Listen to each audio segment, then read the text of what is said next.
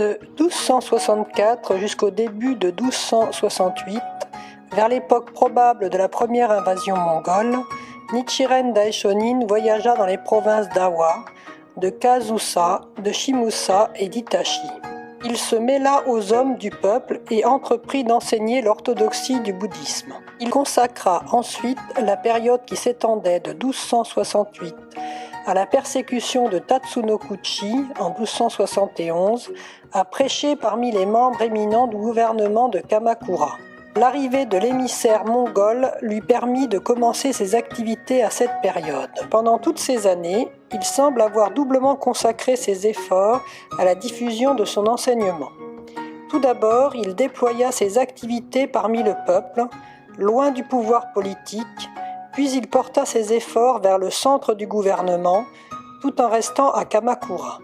Ses activités prouvent qu'il était persuadé de pratiquer le bouddhisme exactement comme le décrivait le Sutra du Lotus, en traversant les épreuves qui furent les siennes, l'attaque de Matsuba Gayatsu, l'exil à Izu et la persécution de Komatsubara. Par ailleurs, ces activités de l'époque constituèrent le facteur qui déclencha la seconde persécution importante, celle de Tatsunokuchi le 12 septembre 1271, puis l'exil à Sado. Cette seconde persécution fut pour Nichiren l'occasion d'abandonner son identité provisoire et de révéler sa nature de Bouddha fondamentale. Dans la terminologie bouddhique, cette révélation s'appelle Oshaku Kenpon. Compte tenu de cet événement, nous pouvons dire que les activités de Nichiren durant plusieurs années, qui occasionnèrent la seconde persécution venant du gouvernement, ont une profonde signification et méritent de retenir davantage notre attention.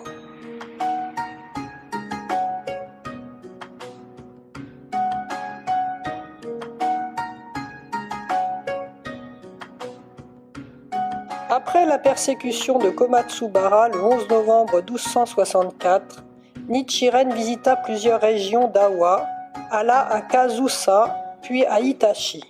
Durant ce périple, le clan de Sakuma Yogo, dans la province de Kazusa, se convertit au bouddhisme de Nichiren.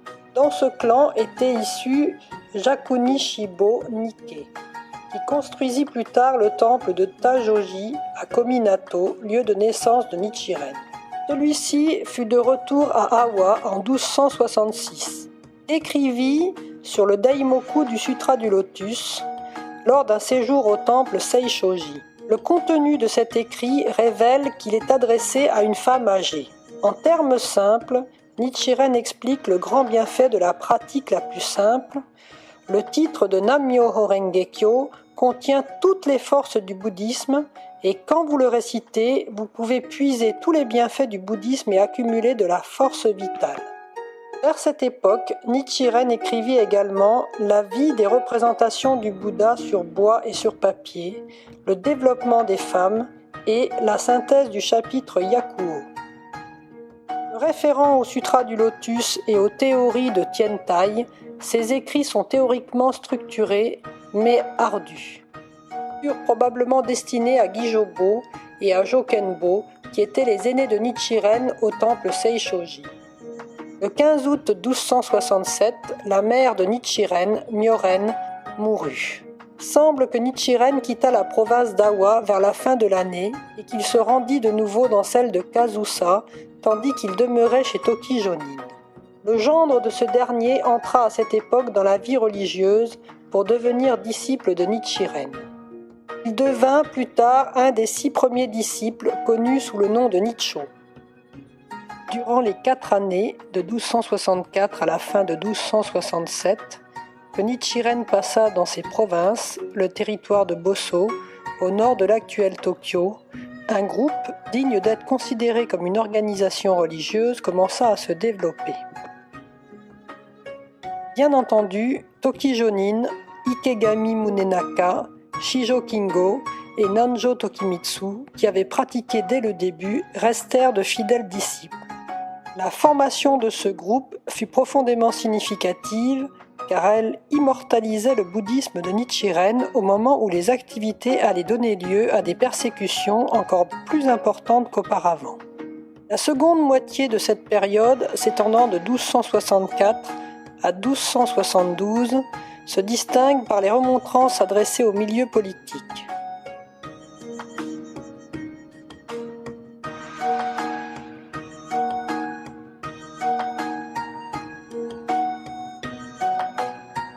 L'arrivée d'une expédition mongole le 18 janvier 1268 fournit à Nichiren l'occasion d'entreprendre cette tâche. L'émissaire qui vint au Japon était un Coréen, Han Fu. Il apportait une lettre à l'empereur du Japon de la part de l'empereur mongol, datée d'août 1266. Cette lettre aurait dû parvenir au Japon vers la fin de novembre 1266. Mais le messager avait fait demi-tour à la moitié du voyage, prétextant le mauvais temps. Kublai Khan, l'empereur mongol, considéra cette action avortée comme une résistance silencieuse de la Corée à la volonté des Mongols qu'il avait conquise, et il donna des ordres stricts pour qu'elle prenne l'entière responsabilité d'accomplir cette mission. Le messager repartit pour le Japon le 23 septembre 1267.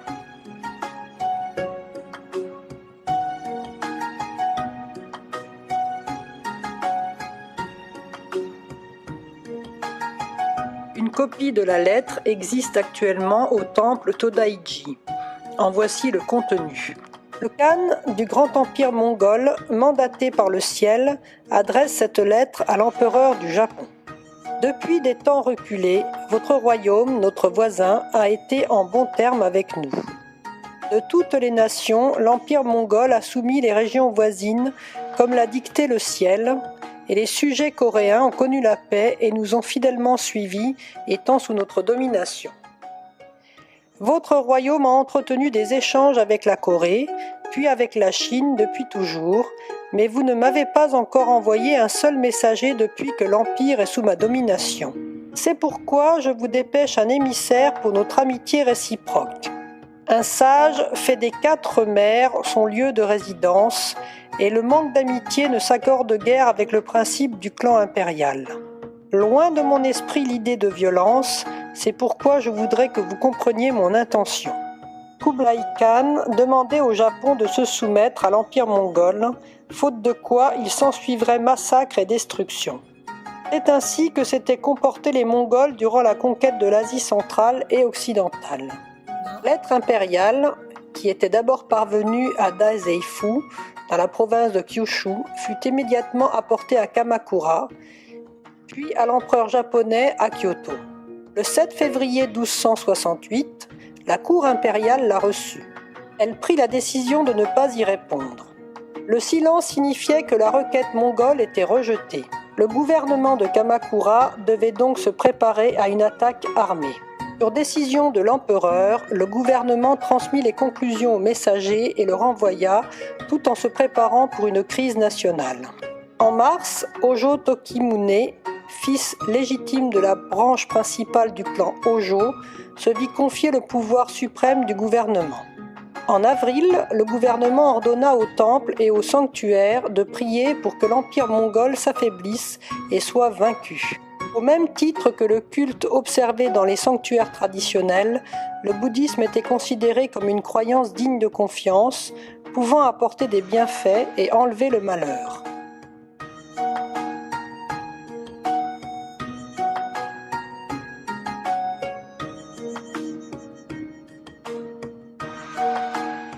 Nichiren vit dans l'arrivée du messager mongol la preuve de la rectitude de sa prédiction faite 8 ans auparavant dans le traité sur l'établissement de l'enseignement correct pour la paix dans le pays. À cette époque, cependant, des hommes influents avaient manifesté leur haine envers Nichiren en tentant de l'assassiner et en l'exilant finalement à Izu. Alors que les prédictions de Nichiren se confirmaient, il semblait que ces hommes s'éveillaient à sa sincérité. De retour à Kamakura, après 4 ans passés sur le territoire de Bosso, il écrivit une lettre de remontrance à un certain Okanbo, dans laquelle il disait que personne, excepté lui-même, ne connaissait le moyen de trouver une solution radicale à la crise que traversait la nation. Cette lettre, intitulée « De la raison de se soumettre au traité sur l'établissement de l'enseignement correct pour la paix dans le pays », traçait les grandes lignes du dit traité et précisait les circonstances dans lesquelles elle avait été écrite et adressée à Hojo Tokiyori. Il soulignait le fait que l'arrivée de la lettre mongole concrétisait ce que Nichiren avait annoncé lors de sa remontrance. Il terminait la lettre en demandant à Okanbo de le rencontrer. Nous devinons par cette lettre que Okanbo, bien qu'ayant probablement renoncé au monde séculier, avait sur le gouvernement une influence certaine. Ainsi que nous l'avons vu, le Bakufu, gouvernement féodal japonais, n'avait fait qu'accroître sa confiance dans les moines de toutes les écoles que Nichiren avait critiquées comme cause même de la tragédie. Les personnalités du Bakufu les implorèrent en leur offrant de l'argent et des biens pour qu'ils prient pour la défaite mongole et la paix du Japon. Nichiren pouvait à peine cacher son inquiétude à ce sujet. En octobre, il écrivit enfin à Hojo Tokimune, qui détenait le pouvoir suprême, et à d'autres personnalités.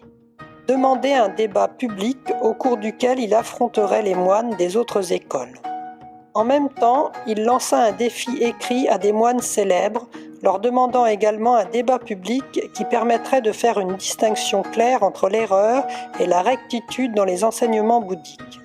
On fait généralement allusion à ces lettres sous la dénomination des 11 lettres, car tel fut leur nombre.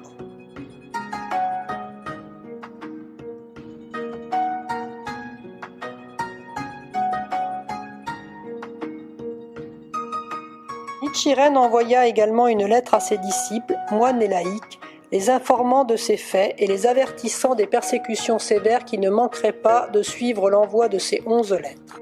Il leur disait de ne pas se laisser influencer ni intimider quant à la sécurité de leurs biens et de leurs familles. Le gouvernement n'eut cependant pas de réaction. Les temples non plus. Ils se contentèrent d'humilier le messager ou de lui opposer le silence. C'est ce que Nichiren relata par la suite dans « Sur le comportement du Bouddha », écrit en 1276. Pourquoi les moines d'autres écoles ne répondirent-ils pas à la demande de Nichiren ? Celui-ci avait dû leur causer bien des inquiétudes à la suite de son traité sur l'établissement de l'enseignement correct pour la paix dans le pays. S'ils avaient vaincu Nichiren au cours d'un débat religieux public, ils auraient pu par la suite le réduire au silence. Sa requête aurait dû donc être pour eux une bonne occasion de le calmer. Fuirent cependant le débat. Ils savaient pertinemment que, s'ils débattaient de la doctrine bouddhique avec Nichiren, ils n'avaient aucune chance de le vaincre. Or, ils occupaient des fonctions prestigieuses de moines, ils avaient des adeptes parmi les personnalités politiques, et ils avaient obtenu d'elles la construction de temples magnifiques. Si, malgré tout leur prestige, ils étaient vaincus et confondus, ils perdraient immédiatement leur renom et leur autorité, ainsi que leur raison de vivre. Ces moines, que l'on vénérait comme des représentants éminents du monde bouddhiste, s'intéressaient plus au pouvoir et aux richesses qu'au bouddhisme lui-même. Cet élément est la première caractéristique de la dernière période de la loi.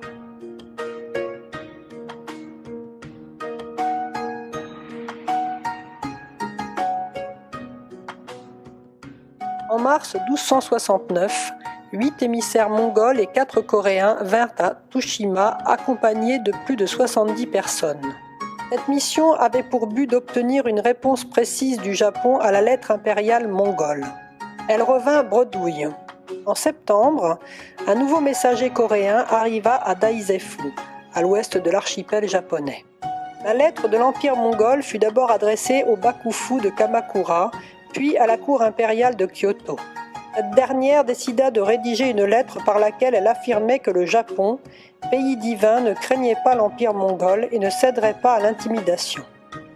Mais, sur décision du Bakufu, cette lettre ne fut pas remise au messager qui s'en revint une fois de plus les mains vides. Malgré des échecs répétés, les Mongols ne renoncèrent pas et continuèrent à envoyer des messagers.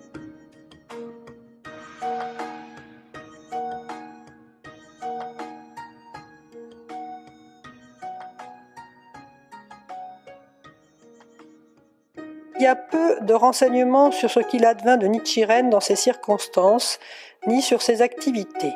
On sait qu'il avait envoyé des lettres à plusieurs temples en 1269, tout comme l'année précédente. Ses écrits se caractérisent par la réfutation de l'école Shingon. En 1270, il écrivit sur Zenmui Sanzo les 7 comparaisons de supériorité et d'infériorité des sutras Shingon et des autres sutras, et la comparaison de supériorité et d'infériorité entre les écoles Shingon et Tendai. Les Japonais croyaient à l'efficacité de l'école Shingon pour vaincre un ennemi par la pratique de l'incantation. Quand ils sentirent la gravité du problème posé par les Mongols, ils accordèrent aux moines Shingon une extrême importance et leur demandèrent de pratiquer des rites incantatoires. L'école Shingon ne fut pas la seule cible de la réfutation de Nichiren. Il désapprouvait toutes les écoles auxquelles le Bakufu de Kamakura et la cour impériale avaient demandé d'offrir des prières en prévision de l'attaque mongole. Le culte traditionnel des dieux au Japon, plus ancien que le bouddhisme, fut également réfuté. Nichiren affirmait que peu importaient les prières adressées aux divinités, elles étaient vaines tant qu'on ignorait la loi définie par l'enseignement orthodoxe du bouddhisme.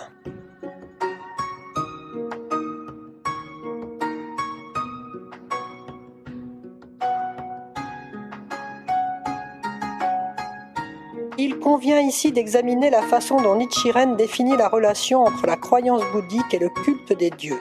Le concept de l'existence des divinités, comme le montre l'histoire, est lié au phénomène du monde de la nature, c'est-à-dire au soleil, aux étoiles, aux montagnes, aux rivières, au tonnerre, à la pluie, etc. En d'autres termes, les divinités symbolisent les mécanismes et les existences qui constituent un environnement objectif, en contraste avec l'existence subjective de la vie humaine. Le bouddhisme sonde les profondeurs de cette dernière, ayant pour but de l'améliorer et de la parfaire. L'environnement exerce sur la vie humaine une influence parfois bénéfique, parfois maléfique. Dans le premier cas, les fonctions du monde naturel sont considérées comme divinités, et dans le cas contraire comme démons. Elles peuvent être les deux à la fois. Prenons le cas du soleil. Il est divinité ou démon selon la condition de la vie humaine sur laquelle il exerce son influence. On pourrait également prendre pour exemple un autre facteur de l'environnement, le feu. L'utiliser de façon positive pour la vie humaine ou lui permettre de la détruire dépendent de la sagesse de l'être humain qui l'utilise.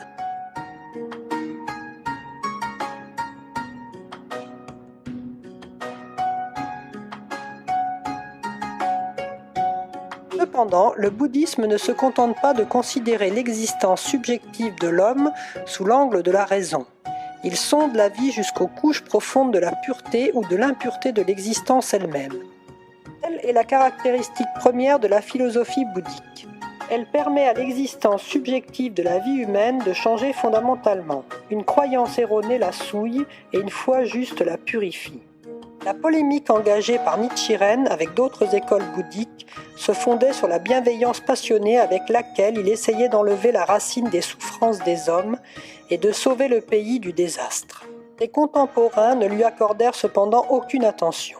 Les moines renommés le tournèrent en ridicule sous prétexte qu'ils n'avaient pas de protecteurs influents, tandis que d'innocents croyants d'autres écoles s'indignèrent de voir Nichiren dénoncer les bouddhas et les moines célèbres en qui ils avaient une foi aveugle. En premier lieu, les hommes influents négligeaient le fait que Nichiren, dès le début, les ait mis en garde, en connaissance de cause, contre les malheurs de l'époque. Ils le soupçonnaient d'élaborer un plan pour entraver spirituellement leurs efforts, tandis qu'ils demandaient à toutes les autres écoles d'offrir des prières et qu'ils versaient des trésors dans leurs coffres. Leur interprétation défavorable du comportement de Nichiren créa une recrudescence des persécutions qui touchèrent par la suite Nichiren et ses disciples.